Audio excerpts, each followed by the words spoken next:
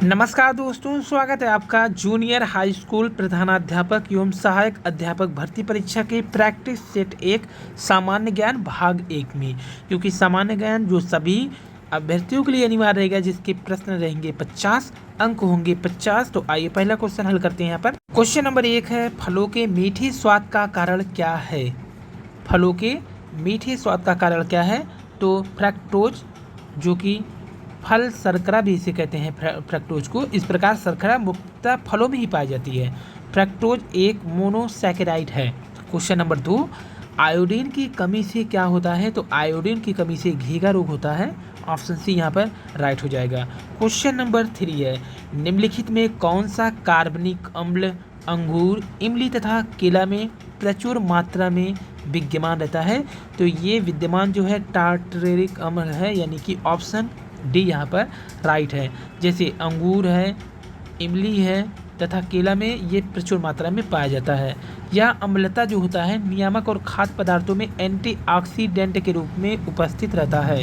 Question number 4, निम्नलिखित में कौन सा अनुवांशिक रोग नहीं है?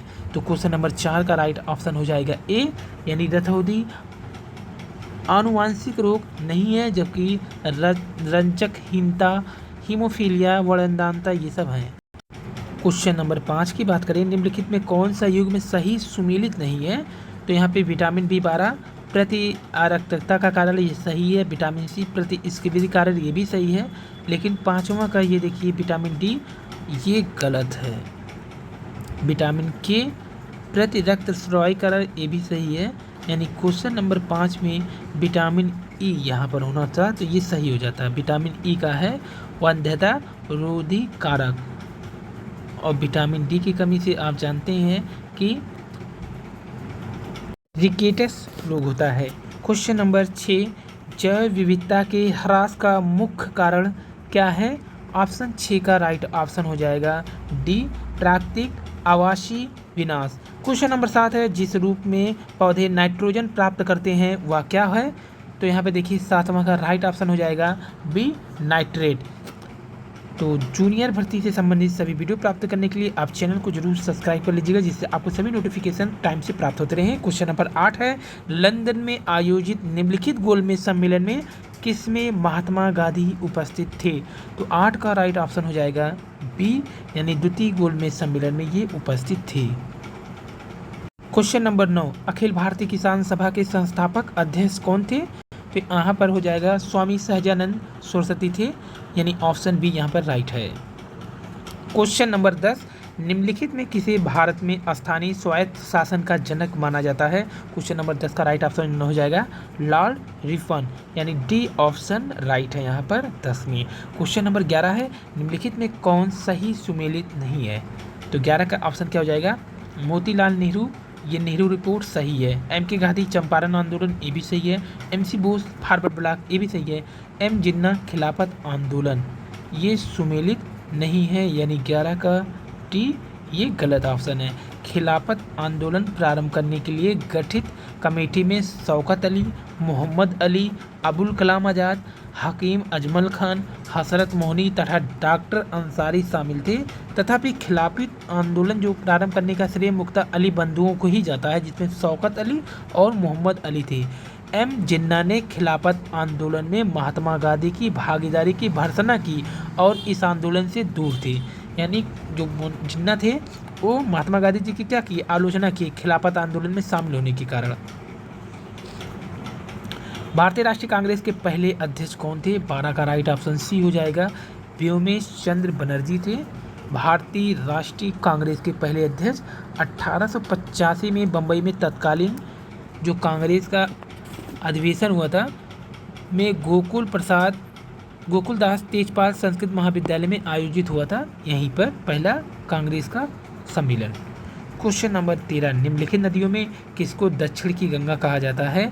तो 13 का राइट ऑप्शन हो जाएगा ए, कावेरी को कहा जाता है। कावेरी को दक्षिण गंगा के नाम से जाना जाता है। कावेरी पश्चिमी घाट पर्वत श्रृंखला के ब्रह्मगिरी नामक स्थान से निकलती है। क्वेश्चन नंबर 14 की बात करें, भारत में आधे से अधिक सोयाबीन का उत्पादन कौन करता है? तो ऑप्शन ए हो जाएगा मध्य प्रदेश करता है। क्वेश्चन नंबर 15 है, श्वेत क्रांति से संबंधित है। तो 15 का राइट ऑप्शन क्या हो जाएगा यहाँ पर? दुग्ध उत्पादन। जो श्वेत क्रांति है वो दूध से संबंधित है। क्वेश्चन नंबर 16, निम्नलिखित में कौन बायोडीजल की फसल है? तो जेट्रोफा है यहाँ पर, ऑप्शन सी राइट हो जाएगा। क्वेश्चन नंबर 17 है, चिपको आंदोलन संबंधित है। चिपको आंदोलन संबंधित है तो ये पादप संरक्षण से संबंधित है। क्वेश्चन नंबर 18 की बात करें, वन्य जीव सुरक्षा अधिनियम पारित किया गया था। तो ये पारित किया गया था वर्ष 1972 में, यानी कि राइट ऑप्शन क्या हो जाएगा यहाँ पर? सी हो जाएगा, 18 का सी। तो इसके बारे में जानते हैं। वन्यजीव संरक्षण जो सुरक्षा अधिनियम है, ये वन्यजीवों की सुरक्षा के लिए भारतीय संसद ने 1972 में पारित किया था। क्वेश्चन नंबर 19, अंतर्राष्ट्रीय ओजोन दिवस कब मनाया जाता है? तो 19 का राइट ऑप्शन हो जाएगा ए। क्वेश्चन नंबर 20, निम्नलिखित ऊर्जा स्रोत में कौन सा पर्यावरण को स्वच्छ रखने के लिए सर्वोत्तम है? तो 20 का राइट ऑप्शन क्या हो जाएगा यहाँ पर? 20 का राइट ऑप्शन हो जाएगा डी, सौर सेल। क्वेश्चन नंबर 21 है, निम्नलिखित में से कहाँ सदाबहार वन पाए जाते हैं? तो क्वेश्चन नंबर 21 का जो राइट ऑप्शन हो जाएगा सी, पश्चिमी घाट में पाए जाते हैं। क्वेश्चन नंबर 22 है, पर्यावरण में ग्रीन हाउस प्रभाव में वृद्धि होती है। 22 का राइट ऑप्शन क्या हो जाएगा? कार्बन डाइऑक्साइड के कारण होती है, यानी राइट ऑप्शन बी हो जाएगा। ये 50 अनिवार्य क्वेश्चन है, बाकी 100 क्वेश्चन आपके सब्जेक्ट से आएंगे। ये 50 है जनरल स्टडी के क्वेश्चन, जो कि जूनियर टीचर भर्ती के सिलेबस में। यहाँ पर क्वेश्चन नंबर 23, भारतीय संविधान की किस अनुसूची में राज्यों एवं संघ राज्यों का उल्लेख किया गया है? क्वेश्चन नंबर 23 का सी, प्रथम में ही किया गया है। तो भारतीय संविधान की प्रथम अनुसूची में राज्य और संघ राज्यों का उल्लेख है। भारतीय संविधान में कुल 12 अनुसूचियां हैं, जबकि मूल संविधान में कितना था? 8, और वर्तमान में कितना है? 12। क्वेश्चन नंबर 24 है, भारतीय संविधान की 11वीं अनुसूची किससे संबंधित है? तो ये क्वेश्चन का आंसर हो जाएगा ए, पंचायती राज्य से संबंधित है 11वीं अनुसूची। तो पंचायती राज में क्या है कि 73वां जो संशोधन हुआ था संविधान का 1992 में, 24 अप्रैल 1993 से प्रभावी हो गया है। संशोधन कब हुआ था? 1992 में। कौन सा संशोधन था? 73वां संशोधन था। प्रभावी कब हुआ? 24 अप्रैल 1993 से ये प्रभावित हो गया है, प्रभावी है। इसी के द्वारा संविधान में भाग 11 जो, तो भाग कितना है? भाग 9, यानी कि जो भाग है संविधान का 9, जबकि अनुसूची 11 में पंचायती राज संस्थाओं को संवैधानिक स्तर प्रदान किया गया है। एक बार फिर से देख लेते हैं, ये भाग 9 में है, भाग 9 है ये, और जो अनुसूची है 11, इसी में पंचायती राज संस्थाओं को संवैधानिक स्तर प्रदान किया गया है। क्वेश्चन नंबर 25 है, सूचना के अधिकार के संबंध में निम्नलिखित कथनों में से कौन सा सही है? क्वेश्चन नंबर 25 का राइट ऑप्शन हो जाएगा बी, यह एक नैतिक अधिकार है। क्वेश्चन नंबर 25 का राइट ऑप्शन है बी। क्वेश्चन नंबर 26 है, भारतीय संविधान का अनुच्छेद 40 राज्य को सार्थक कदमों हेतु परामर्श देता है। तो क्या देता है ये? ग्राम पंचायतों के संगठन के संबंध में जो 40वां राज्य को यही अनुच्छेद सार्थक कदमों हेतु परामर्श देता है। अनुच्छेद 40 राज्य को सार्थक कदम क्या दे रहा है? ग्राम पंचायतों के संगठन के संबंध में। क्वेश्चन नंबर 27, निम्नलिखित में कौन भारत में संघ राज्य संबंध से संबंधित नहीं है? निम्नलिखित में कौन भारत में संघ राज्य संबंध से संबंधित नहीं है? 27 का सी है, इंद्रजीत गुप्ता समिति। बाकी सभी समिति संघ राज्य संबंध से संबंधित हैं। क्वेश्चन नंबर 28 है, योजना आयोग का अंत किस प्रधानमंत्री ने किया? तो ऑप्शन ए राइट हो जाएगा, 28 का नरेंद्र मोदी जी ने किया। क्वेश्चन नंबर 29 है, असंगठित श्रमिक सामाजिक सुरक्षा अधिनियम पारित हुआ था कब? 29 का राइट ऑप्शन हो जाएगा सी, 2008 में किया गया था। निम्नलिखित में कौन सा भारतीय अर्थव्यवस्था का प्रमुख लक्षण है? क्वेश्चन नंबर 30, कौन सा भारतीय अर्थव्यवस्था का प्रमुख लक्षण है? तो मिश्रित अर्थव्यवस्था यहाँ का प्रमुख लक्षण है। क्वेश्चन नंबर 31 की बात करें तो जनगणना 2011 के अनुसार निम्नलिखित राज्यों में किस राज्य में पुरुष और महिला साक्षरता दर में अधिकतम अंतर है? तो 31 का राइट ऑप्शन बी यानी उत्तर प्रदेश में। क्वेश्चन नंबर 32 है राष्ट्रीय मतदाता दिवस कब मनाया जाता है? 32 का राइट ऑप्शन है 25 जनवरी को मनाया जाता है। क्वेश्चन नंबर 33 है कौन सूफी संत महबूब ए इलाही कहलाता था? तो 33 का राइट ऑप्शन हो जाएगा डी शेख निजामुद्दीन औलिया कहलाते थे। क्वेश्चन नंबर 34 की बात करें जालियांवाला बाग नरसंहार पर कांग्रेस जांच समिति की रिपोर्ट के प्रारूप में लिखने का कार्य सौंपा गया था। तो 34 का भी महात्मा गांधी जी को सौंपा गया था ये नरसंहार के बारे में लिखने को। तो यहाँ पर देखिए जालियांवाला जो बाग नरसंहार था वो 13 अप्रैल 1919 पर कांग्रेस जांच समिति की रिपोर्ट के प्रारूप को लिखने का कार्य महात्मा गांधी जी को दिया गया था। तो इंडियन ओपिनियन पत्रिका ने प्रथम संपादक कौन थे? इंडियन ओपिनियन पत्रिका के प्रथम संपादक कौन थे? तो 35 का राइट ऑप्शन डी यानी मनसुखलाल नजर थे। मनसुखलाल नजर को ही प्रथम इंडियन ओपिनियन ये जो है महात्मा गांधी जी द्वारा दक्षिण अफ्रीका से वर्ष 1903 में प्रारंभ की गई पत्रिका थी जिसके प्रथम संपादक मनसुखलाल नजर जी थे जो नाटाल कांग्रेस के सचिव थे। वह पत्रिका गुजराती, हिंदी, तमिल और अंग्रेजी में प्रकाशित होता था। क्वेश्चन नंबर 36 है 28 फरवरी 2021 को 78वां गोल्डन ग्लोब पुरस्कार वितरण समारोह में सर्वश्रेष्ठ मोशन फिल्म ड्रामा का पुरस्कार किस फिल्म को प्रदान किया गया था? तो 36 का राइट ऑप्शन क्या हो जाएगा यहाँ पर बी यानी नोमैडलैंड को प्रदान किया गया था। क्वेश्चन नंबर 37 की अगर बात करें तो क्वेश्चन नंबर 37 हाल ही में सतत विकास लक्ष्यों यानी SDGs पर चौथा दक्षिणी एशिया फोरम 2020 में वीडियो कॉन्फ्रेंस के माध्यम से कब संपन्न हुआ? तो जो हाल में सतत विकास लक्ष्य के लिए 2 से 3 दिसंबर 2020 को संपन्न हुआ। क्वेश्चन नंबर 38 15 दिसंबर 2020 को संयुक्त राष्ट्र विकास कार्यक्रम UNDP द्वारा जारी मानव विकास सूचकांक 2020 में भारत को कौन सा स्थान प्राप्त हुआ? तो 38 का राइट ऑप्शन हो जाएगा सी यानी 131वां स्थान प्राप्त हुआ है मानव विकास सूचकांक में जो 2020 को जारी किया गया था 15 दिसंबर में। क्वेश्चन नंबर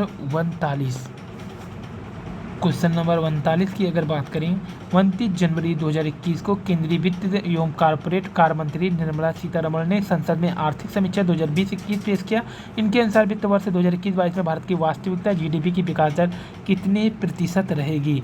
तो 39 का ए लगभग 11%।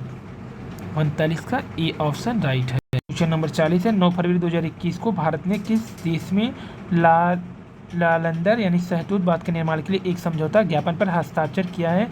तो 40 का राइट ऑप्शन हो जाएगा बी अफगानिस्तान। क्वेश्चन नंबर 41 है भारत 2 फरवरी 2021 को संपूर्ण विश्व में विश्व आर्द्र भूमि दिवस मनाया गया। इस दिवस का मुख्य विषय क्या है? तो 41 का ए आर्द्र भूमि और जल इसका मुख्य विषय है।